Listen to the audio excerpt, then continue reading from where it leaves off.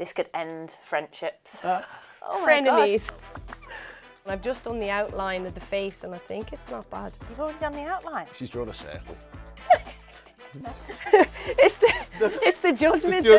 Some dodgy highlights going in here, Tash. From what I'm working with, it's, you know. You blaming your tools?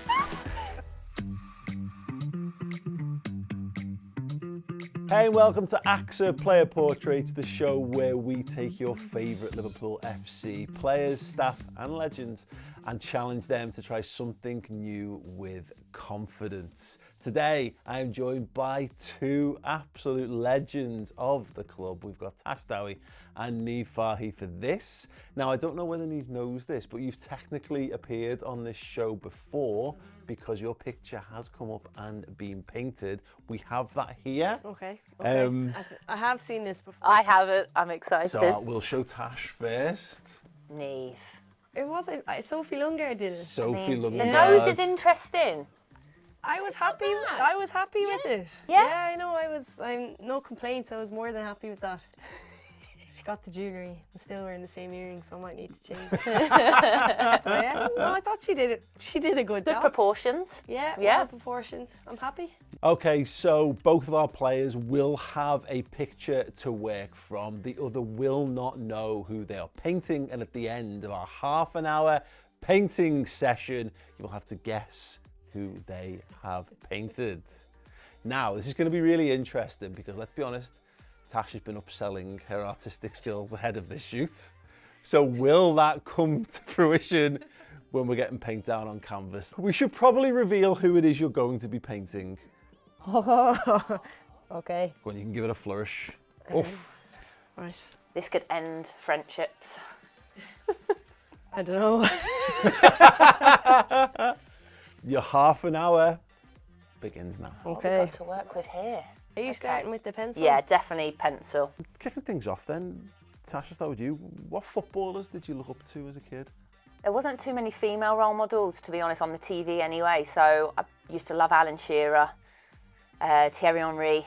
But then the older I got, I would have to say then your Abby Wambachs from USA, Kaz Walkers, you know, those kind of really tough centre forwards, good in the air, used to bully centre half. But yeah, we had some good ones back in the day, didn't we? Big Liverpool supporter, so grew up loving Michael Owen, Stephen Gerrard, Phil Babb as well. I think for me, my heroes in the female game were all Irish. Olivia O'Toole, Emma Byrne, Ciara Grant. They were big trailblazers for Irish female footballers, and they played with Arsenal, and Olivia is a legend of the Irish team, so more home base. But yeah, great, as Tash says, to see all the female footballers now that are visible and all the role models that the younger kids have grown up. It's amazing. Well, you won yourself. Well, you both are, Absolutely. but you know, you're fifth on the all-time list for most caps for Ireland. You've become one of those icons. How's that feel? Yeah, it's amazing actually. I never realised I was where I was from fifth, so it's yeah, I am proud of my achievements and all the times I've been able to represent Ireland, and yeah, I've always been so proud to play for my country. So very proud with that stat. Thank you. As you should be, my friend. Can't multitask though. I just can't do it. It is the eternal balancing act of like, are you still drawing while we're answering this question? know, Okay, go on, I'll give you a moment. Okay, thank you. To get in the zone. I've just done the outline of the face and I think it's not bad. You've already done the outline. She's That's drawn impressive. a circle. Tash, Yes. you're an absolute goal machine in your first spell at Liverpool. Thank you. And what a time, you know, Yeah. what a side. The titles as well. Is that, do you look back on that as the fondest period of your career? Yeah, I think 14 different clubs, 6 different countries, and I'd have to say 2013-14 was by far the best in my whole career. I think that what we achieved was pretty special. You know, for when we came into Liverpool, they were bottom of the table. What Matt Beard did, you know, bringing players over from Iceland, Sweden, Germany, America. I think that was kind of the first time really that international players had come over to the WSL. And then to just click and go and, you know, knock Arsenal off the top, who had dominated women's football for, I think, 10 years, and do it back to back in the manner that we did last game of the season, 2 years in a row. And I'm still good friends with a lot of them. We were like a group of sisters, and it wasn't just little 1-0s, it was 4-3s, it was, you know, it was exciting games. And when I look back at my career, I feel very lucky because it's hard to win the league. You know, I think you can see that now, how hard it is. So we were both lucky enough to do it, but, you know, not many people retire, look back at their career having won a lot, which we both have. Her a few more than me, but, you know. You're right, it's very true. I'd echo all those sentiments in terms of the style of play and that quality that they had in the group, and you're dead right, you absolutely bossed it in terms of some great games, didn't we? Yeah, some proper belters in Well, that time. this is one of the things I wanted to ask, because you've been teammates, friends. Yes, now. We use that term loosely. Niamh! Oh my Frenemies gosh. at the time. At the time, yeah. Now we're friends. Oh yeah, I'd like sorry. to- Yeah. I thought you meant back in the day.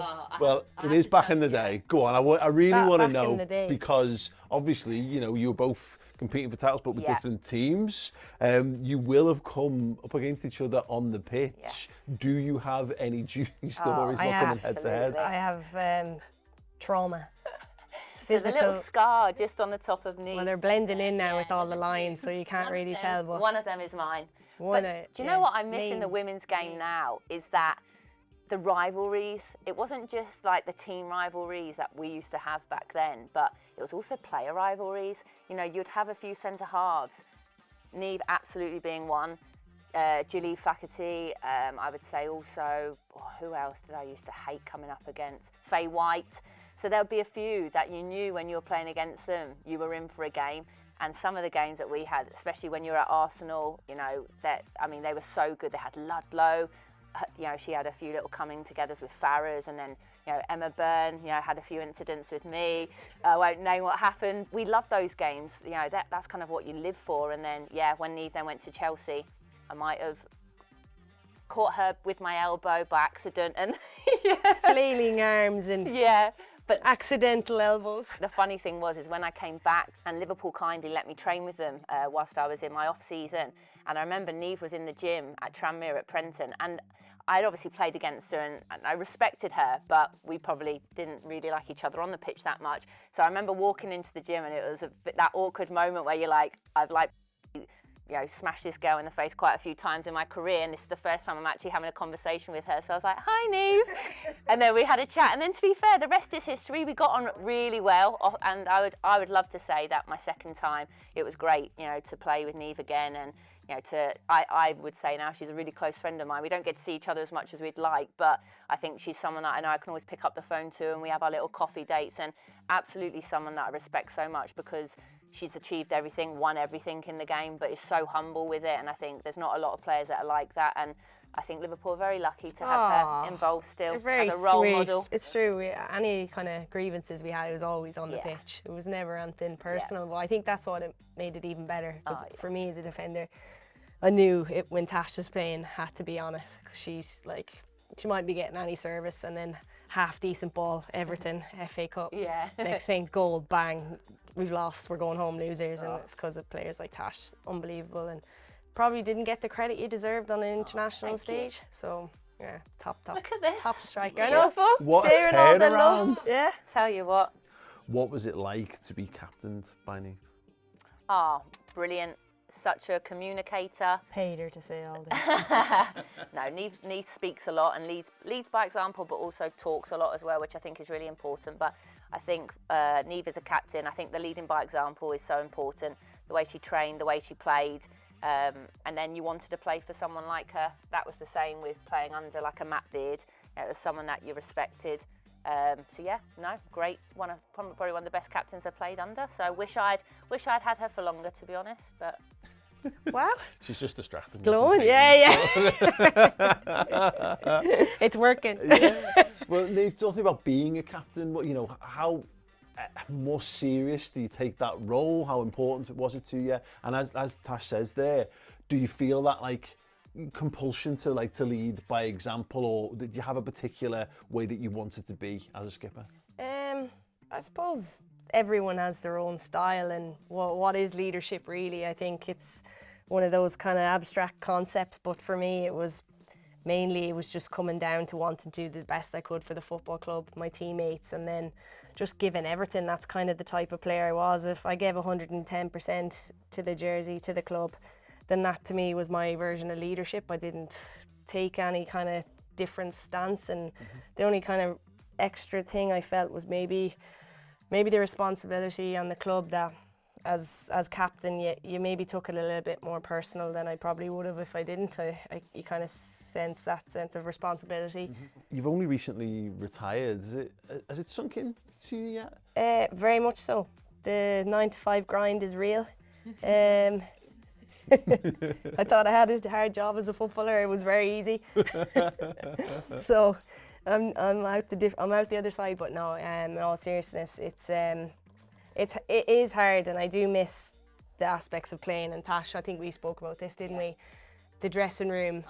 You really miss the dressing room and that kind of bond. I think nothing really ever replaces that, and that's probably what I found. And I'm enjoying my new role as well, and life goes on. But I think, that dressing room is something really special, and the friends and there's the kind of similar purpose and bond that you have, I think, is something really special. How's it changed? Because obviously you've both had, good, long, full, successful careers. Obviously, the women's game seems to be on a stratospheric sort of rise. But what are the things that you've really sort of noticed in terms of, like, whether it's the training conditions or, the amount of support, etc., etc.?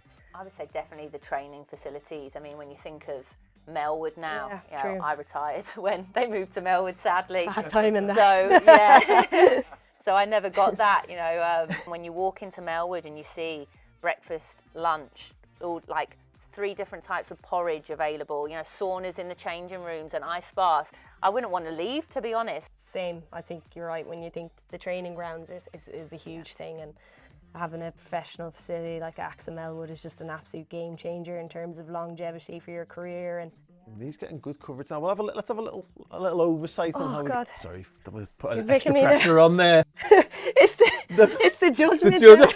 I'm so sorry. It's okay. We're gonna breathe. Right? It's fine. All right, okay. It's fine. All right, go next. What do you think? Is it resemblant? No, I think you're doing good. You got the coverage. You're getting good coverage down, which is important. Gone for a little nice mustardy yellow there. Okay. Right. Let's see. Right, colours come in. Don't you worry. Once the eyes are in, you'll be laughing. Okay, feeling it. Yeah. I like the texture you've got going on with the hair there. Thank you. Right, here we go. This is the game changer now in the brows.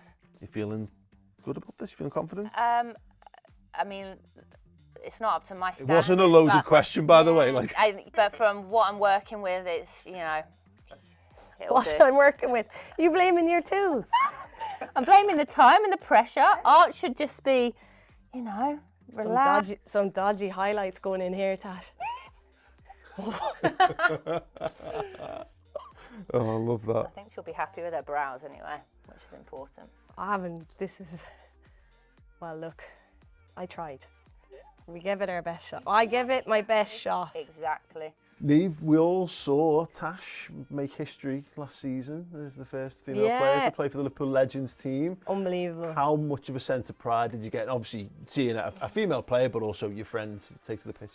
Massive. I spoke to Tash about this recently, and it's no mean feat to go into a game as a female in a Liverpool Legends game and do yourself absolute justice as Tash does, and that sense of pride, I suppose, as well, of being part of the club and representing the jersey again. You absolutely love it, and I think it takes a special person to be able to take on and shoulder that responsibility, and Tash takes that in her stride. So real sense of pride, and girl power looking at her out there. Yeah, absolutely amazing. I mean, I guess, Tash, you'll have played alongside boys, men plenty of times in your early, maybe in your days? No, never, ever. So again, So in primary school, we weren't able to play football. And then secondary school the same. So it was literally just through my dad getting me and a couple of my friends into like a local grassroots team, and we actually created the team called the Harpen and Colts, and now it's the biggest grassroots girls team in the whole of England, which is pretty cool. That's cool. But yeah, we just literally used to play against your Watfords, your Arsenals, but all girls. So I've never ever in my life played with boys before. And never in my life played in front of a crowd that size. I think the biggest crowd I played in front of was the FA Cup final, which was probably 25,000. Yeah, wow. So to go out in front of 58 at Anfield with Steven Gerrard, that was probably actually one of the most nervous most times I've ever Really? had. Yeah, definitely. I suppose it would be though, because it's like you feel that everyone's looking at you, and You want to they're do gonna be people proud. Yeah, Like you don't want it It's a to big be thing. like, oh, this is why girls shouldn't play with boys. And no, it's a big responsibility to take on. so I'm Yeah, absolutely going smashed to it. carry on doing it though. I want to be the first to score now. That's my target. So you are both now in your retirement eras, but let's imagine you're a little bit further down the line. You know, you're looking back on your careers and everything is sunny, rosy and shiny. What does life look like in an ideal circumstance for you? Retired in the south of Spain. I What do like you the think? sound of that. Yeah. I always say I feel really guilty saying this because I love being a professional football player, but I could possibly say I enjoy life more now even because you don't have the highs and lows of losing or winning. And I just think that if this is my life now forever, I'm very happy. I feel very lucky being able to, you know, work within the club, be an ambassador of this amazing club, you know, doing a bit of coaching, a bit of media, and I've got a nice balance as well, I think, with my life as well, you know, with my partner Becky, who's a big part of my life, and I just love life. So yeah, if this is it for forever, I am content. Tash has got that. Tash is winning at life. Cross fingers, There's touch nowhere wood. she wants to be rather than the present moment. She is winning at life, but are you winning at painting? That is going to be the next big question. Right. So, are you confident that Tash will be able to get what you've done? No. I'm 50-50. Yeah. And Tash, Yeah, you think? yeah. Okay. Niamh will do yours first, okay? So, 3, 2, 1. No, that's actually really good, you know. You know what it No, is? seriously, no, but it's actually good. Yeah, but it's not good until you know who it is. It's got to be with the brows, the lovely eyes. It's not brown. Sofie Lundgaard. Yeah. Yeah? Really? Yeah, that's just the model look, isn't it? The brows are on Oh. point, the eyes, the lips. I'm buzzing. Yeah. Did you go with gold paint for the? It's got like a. Yeah, silver well, to it as this well? was pre-Saint-Tropez, and then she kind of she had a bit of a mistake. on the SPF 50 on the face. yeah, she had Fuka's SPF 50 on the face. No, Niamh, that's I'm really actually good. buzzing that you got No, it. seriously. Yeah, not like Quality. look, not bad. Yeah. She'll be made up with that. Oh, good. You've got I've to done do her it to her. justice. Present it to her at training tomorrow. Oh, that's class. She looks a bit angry. I think I could have gone a bit Some softer on clenched the. teeth Yeah, I on could have the- gone. Yeah, clenched teeth. Yeah. She looks in it. She mightn't have Like she's been got. off She the might. pose, She might have been but just told she slightly wasn't too long. starting the next game. You know, she looks a little bit. That's like taking bad news from the manager. Oh, I'm a bit nervous now. Didn't realise yours would be that good. Right. All Okay. right. Okay, I'm buzzing.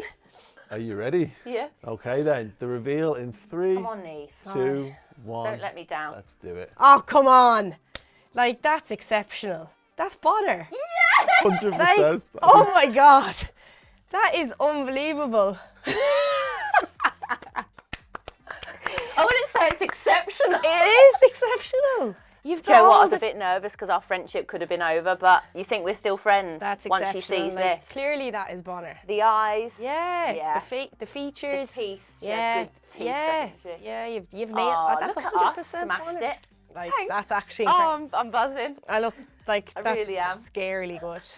Absolutely You're amazing. very talented, Tash. Oh, stop. This has been lovely. It's inspired me to get back painting now. And yourself. Should we be doing a little Yeah. stall, the L1? Well, you know, I think they've both done an exceptional job. We can all agree that. But if you had to choose your favourite, let us know in the comment section underneath. Please do drop a like. And if you have any suggestions for who you'd like to see on a future episode of AXA Player Portraits, let us know that as well. Subscribe to the channel and we'll see you again soon.